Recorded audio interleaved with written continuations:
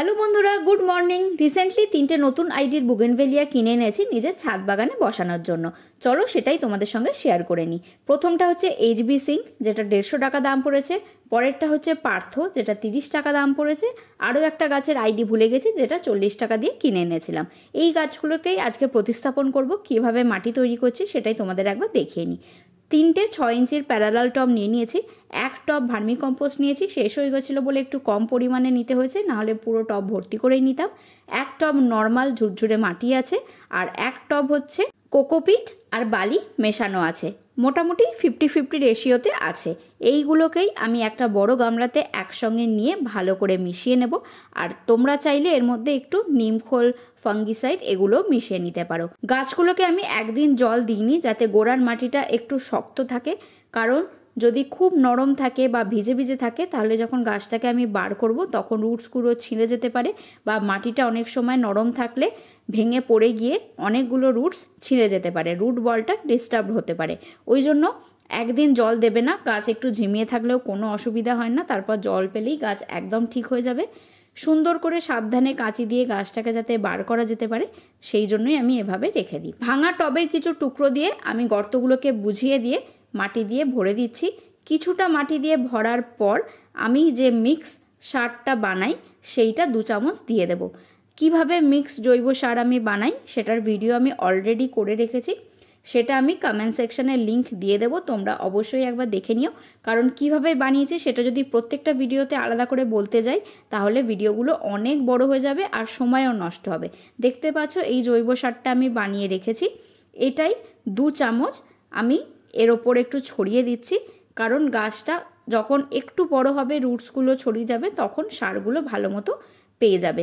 প্রথমেই যদি কড়া সারের মধ্যে নতুন ছোট্ট গাছকে বসিয়ে দিই, তাহলে কিন্তু গাছ শক পেতে পারে বা অনেক সময় গাছ নষ্টও হয়ে যেতে পারে। সারটা ছড়িয়ে দেওয়ার পর আরও কিছুটা মাটি দিয়ে সেই সারটাকে ঢেকে দিচ্ছি। তারপর এর ওপরে কিন্তু আমি গাছটাকে বসাবো। গাছগুলো একদম ছোট ছোট প্যাকেটের মধ্যে করা ছিল, আর অনেক দিনই আমি এনে আমার বাগানে এগুলোকে রেখেছিলাম, ফলে ভালো মতো রুটস এসে গেছে, খুব সুন্দর রুট বাউন্ড হয়ে গেছে। আর দেখো, যেহেতু জল দিইনি, মাটিটা একদম শক্ত হয়ে রুটসগুলোকে ধরে ভালোভাবে রেখেছে। এতে করে রিপোর্ট করতেও আমার খুবই সুবিধা হয়। গাছটাকে নিয়ে আমি টবের মাঝামাঝি সোজা করে বসিয়ে দিচ্ছি। আর এই গাছটা দেখো, ডালটাও যেহেতু খুব মোটা, তাই বেসটা খুব সুন্দর হবে, পরে শেপ দিতেও আমার খুবই সুবিধা হবে। এবার গাছটাকে বসানোর পর বাকিটা মাটি দিয়ে ভালো করে ঢেকে দিচ্ছি। যদি কোনো ফাঁকা জায়গা থাকে তাহলে একটু টবটা ঠুকে ঠুকে সেটাকে ভর্তি করে দেবে, নাহলে ফাঁকা জায়গা থাকলে পরে যখন জল দেবে দেখবে এদিক ওদিক থেকে গর্ত হয়ে যাবে, সেটা দেখতেও ভাল লাগে না, আর তাতে কিন্তু পরে অনেক সমস্যাও হতে পারে। এভাবে ভালো করে মাটি দিয়ে একটু চেপে চেপে দেব। আর এক্ষুনি আমি টব ভর্তি করে জল দিচ্ছি না, কারণ এখন কয়েক ঘন্টা পর পরেই খুব জোরে ঝেঁপে বৃষ্টি আসছে, তাই এগুলোকে আমি পটিং করে দিয়ে খোলা আকাশের নিচে রেখে দিচ্ছি। এখন তো রোদও উঠছে না, তাই জন্য বাইরে এরকমভাবেই আমি রেখে দিলাম। এবার কয়েক ঘন্টার মধ্যেই বৃষ্টি আসবে, তখন মাটিটা একদম সেটেল হয়ে যাবে আর জলও ভালো মতো পেয়ে যাবে। একটু পরেই বিকেলবেলার ভিডিও আমি তোমাদের এসে দেখাবো যে গাছগুলো কতটা সুন্দর হয়ে গেছে। খুব কড়া রোদে কিন্তু গাছ বসানোর পরেই রাখবে না, গাছগুলোকে মোটামুটি 1 সপ্তাহ একটু শেড এরিয়া ছাওয়া জায়গায় রাখবে, তারপর কড়া রোদে বার করবে। এই দেখো, এটা বিকেলের ভিডিও।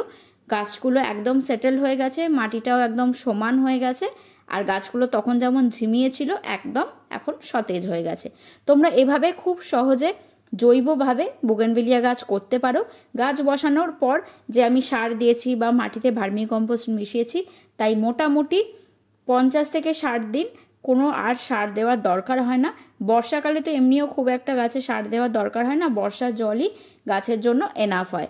তাই বর্ষাকাল চলে যাওয়ার পর আমি আবার নতুন করে ওই মিক্স সার ওপর থেকে একটু খুঁড়ে ছড়িয়ে দেবো। এখন আর কোনো রকম যত্নের এর প্রয়োজন নেই। আর এই গাছগুলোতে তো পোকা হয় না বললেই চলে, মাঝে মাঝে শুধু একটু ফাঙ্গিসাইড দিয়ে দিই, তাতেই গাছগুলো খুব ভালো থাকে। তো আজকের ভিডিওটা আমি এখানেই শেষ করছি, পরের ভিডিওতে খুব তাড়াতাড়ি দেখা হবে।